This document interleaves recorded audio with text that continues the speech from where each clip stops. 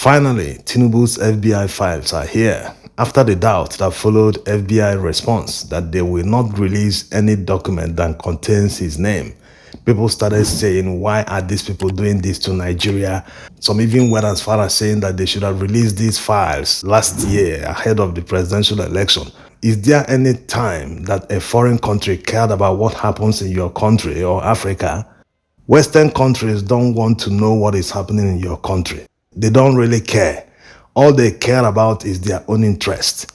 Even the little they did, yes, when Atiku went to Chicago to discover Tinubu's records at Chicago State University, he won in 2 courts. Is that not a favor?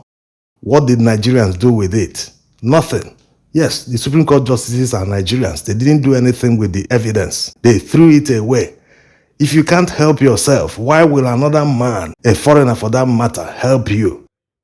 This was the same argument that Emmanuel Macron made when they were having problem in Niger Republic. They were told to leave their country. He said that Africans don't know what they want. They don't know what is good for them. That's why they keep intervening. If you know what is good for yourself, why not do it? Why do you depend on an outsider to do it? And when they come to do it in your country, you keep telling them to do it this way, do it so. Why not chase them and do it by yourself? You can't help yourself. You always depend on an outsider. Anyway, back to the FBI file release. They released about 200 and something pages. They promised to release more in the future when they finish the redaction process. The only place you see Tinubu's name is this heading. Other parts are redacted, but it's still very easy to read and understand. You have to read another document in order to understand this FBI file release. That document is the affidavit that the IRS Agent Moss, made when they made that forfeiture in the United States in 1993. He detailed many things, how he arrived at the fact that the monies in Tinubu's account were proceeds of narcotics trafficking. In that affidavit, he mentions how he interrogated Tinubu, and Tinubu told him he was working for Mobile Nigeria Limited and earning about $2,400 per month, which surprised him because of the amount of money that was moving inside the account. He even called Mobile Nigeria Limited, and they told him that Tinubu, being their treasurer, did not have any right or authorization to move large monies into his personal account. So in essence, he did not control any money in Mobile Nigeria Limited, but thousands of dollars were flowing into his account. So he started the investigation. He enumerated many things he did. And one red flag that drew their attention was the fact that Tinubu opened the account with $1,000 in traveler's check. In less than a week, he deposited $80,000 into the account. It raised a lot of red flag. What kind of business is the person into to have raised about $80,000 in less than a week to deposit that money in cash in a bank? So this was the beginning of the investigation surrounding himself, not just the others that were involved. And after establishing that he could not legitimately make that money because the company he says he works for already established the fact that he cannot handle such huge amounts, that he's not allowed to transfer such huge amounts into his personal account. After further investigations and interrogations, Tinubu eventually accepted that that $80,000 he deposited after opening the account, the money came from Muiz Akonde. Akonde was the head of the whole operation. He used to live in Chicago. He also had other gang members in Nigeria that packaged the drugs and sent them by post to the United States. Prior to the use of post, many people used to add a few ounces of drugs in their wallet or in a cigar cup. Security agents simply didn't think that people could do this. Many passengers were not subjected to thorough searches like it is done today.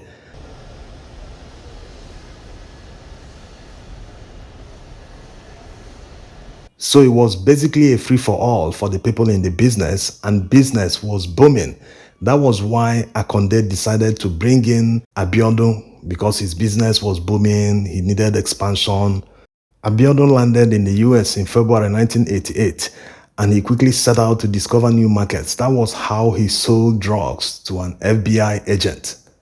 Before Abiodun came into the picture, the FBI was investigating one Lee Andrew Edwards, a kingpin that was operating in Indiana.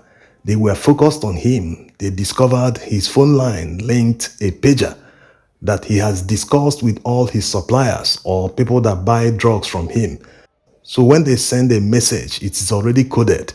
He understands that they need to be supplied something or that he needs to take something from them. Everything has been coded in their language.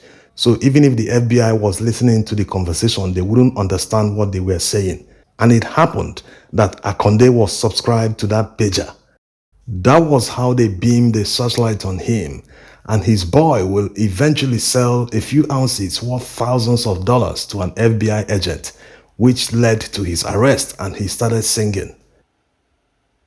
He will go on to make a plea deal with the FBI in exchange for a reduced sentence. Remember, at the time of his arrest in the early 90s, Akonde, his boss, was no longer living in the US. Likewise, Tinubu, who was no longer living in the US at the time. In fact, the interrogation between him and Agent Moss of the IRS was done over the telephone. So Abiodun gave the FBI all the information they needed. That evidence was used to nail Lee Andrew Edwards. In fact, the guy is currently serving a life sentence in the United States.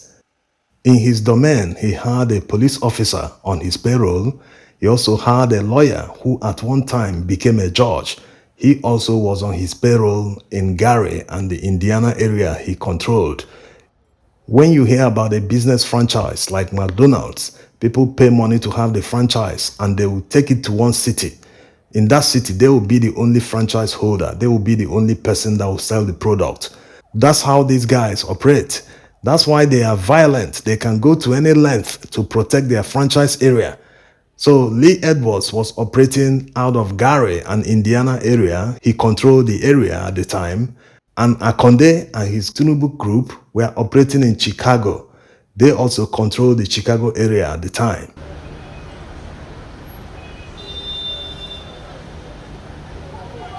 So the pages FBI released on Tinubu are not entirely useless. With diligence, you can understand what is going on. Like already said, these guys don't care about what is happening in your country. They are only after their interest. Since Supreme Court refused to remove him from power, you wouldn't expect them to jeopardize their interest in Nigeria. Because the man will say, hey, you are doing this to me, you are releasing all this information about me in the public, I'll do this and harm your interest in Nigeria. Yes, everyone would like to protect his investment and even use the information for leverage in future negotiations. Who wouldn't do that? They didn't force you to elect someone with a questionable character. Elect in quotes because he was not elected. He didn't win the election. He was just announced by INEC and Buhari. Take for instance, Nigeria has criminal information about the president of a foreign country. And Nigeria equally has investment in that country. Will they risk that investment and relations with that country by releasing that information to the public? Or will they hold that information and use it as leverage for future negotiations in that country for the benefit of their own people? It's common sense. This is not in any way holding brief for the United States or any other Western country. But there's one thing you must give to them. They care about their people. They care about their national interest. In Nigeria and most African countries, they don't care about their people. They only care about their selfish interests. They don't know what is called national interest. That's why they will tell you to endure, that things will get better in the future. But they are busy buying cars worth billions of naira. Imagine buying cars for the office of the First Lady. Does that exist in the Nigerian Constitution? When Nigerians are ready, they will make their country work for them. No other person, no foreign power will make it work for them, except they wake up and do it by themselves. Thanks for watching.